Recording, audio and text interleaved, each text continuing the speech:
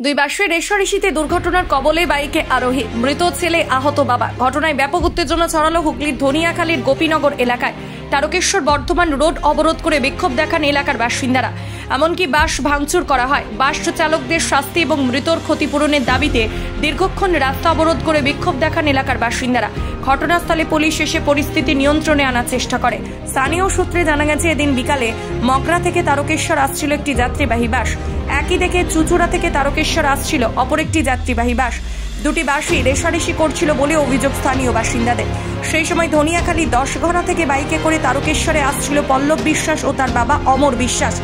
দুই বাসের রেশারেশির মাঝের পরে দুর্ঘটনার কবলে পড়ে তাদের বাইকটি এবং ঘটনাস্থলে মৃত্যু হয় পল্লব বিশ্বাসের। বাবা অমর বিশ্বাস গুরুতর জখম হয়, তাকে তারকেশ্বর গ্রামীণ হাসপাতালে ভর্তি করা হয়েছে।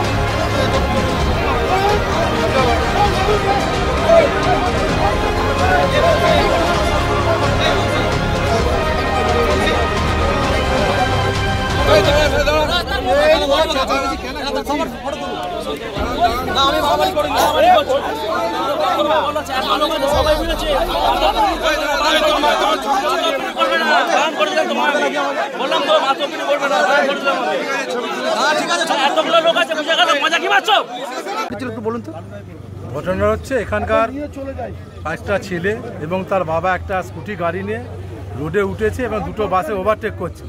সেই সময় বেপরোয়াভাবে এসে স্কুটি গাড়িতে ধাক্কা মারে এবং সাথে সাথে ছেলেটা স্পট ডেথ হয় এবং তার বাবাকে ধাক্কা মেরে অনেকটা দূরে টেনে নিয়ে চলে যায়। প্রায় হাফ কিলোমিটার দূরে তাকে স্কুটি সমেত তাকে টানতে টানতে নিয়ে যায়। বাসের ড্রাইভার বেপরোয়া অবস্থায় ছিল, ছেলেটা স্পট ডেথ হয় এবং তার বাবাকে আমরা এখানে হসপিটালে ভর্তি করি, লোকাল হসপিটাল, সেখান থেকে ট্রান্সফার করে মেডিকেল করে। তার অবস্থাও খুব আশঙ্কাজনক অবস্থায় তিনি আছেন।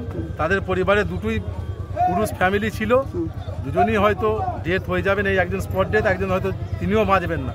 তাই এখানে প্রশাসন এসেছিল, ধনিয়াখালী থানার পুলিশ, এবং এখানে পাবলিকের যেটা ডিমান্ড যে যাতে এই পরিবারটা, মা এবং তার স্ত্রী, একটা বাচ্চা মেয়ে আছে, যদি কিছু সহযোগিতা পায় বাসের মালিকের পক্ষ থেকে এবং সরকারিভাবে আজকে যে মাননীয় মুখ্যমন্ত্রী 2 লক্ষ টাকা অ্যাক্সিডেন্ট বেনিফিট দিচ্ছেন সেটাও যেন পায়, তার সাথে সাথে তার ইন্স্যুরেন্স যে কভারেজ সেটা, এবং তার সাথে একটা প্রাথমিকভাবে তাকে যাতে একটা সহযোগিতা করা যায় মালিক পক্ষ থেকে, সেটা মালিকের সাথে কথা হয়েছে। প্রশাসন দায়িত্ব নিয়েছেন, থানায় ওনার পরিবারকে ডেকেছেন, ওনার জামাইবাবু বা পাড়ার যারা আছেন দায়িত্ব নিয়ে করেছেন, তারা যাবেন।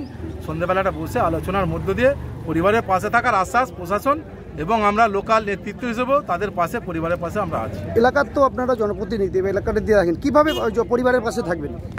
পরিবারের পাশে দেখুন, মরা তো কেউ ফিরিয়ে দিতে পারবে না, কিন্তু তার পরিবারের পাশে থাকার একটাই, যে মালিকের গাছ আজকে এভাবে অ্যাক্সিডেন্ট করেছে বেপরোয়া হবে, তাকে একটা ক্ষতিপূরণ, প্রাথমিক টাকা তার পরিবারকে এক্ষুনি দেওয়ার ব্যবস্থা করতে হবে, কারণ তার পরিবারে কেউ নেই। সেটা আমরা তাকে আলোচনায় নিয়ে আসব এবং সেটা দেওয়ার ব্যবস্থা করব।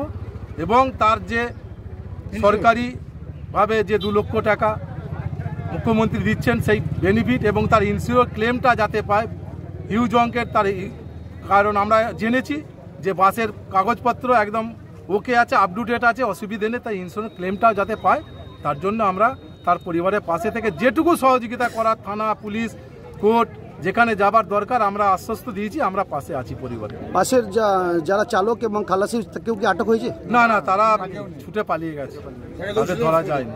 আপনার নাম? আমার নাম প্রসেনজিৎ কোনার, আমি এই পঞ্চায়েতেরই উপপ্রধান।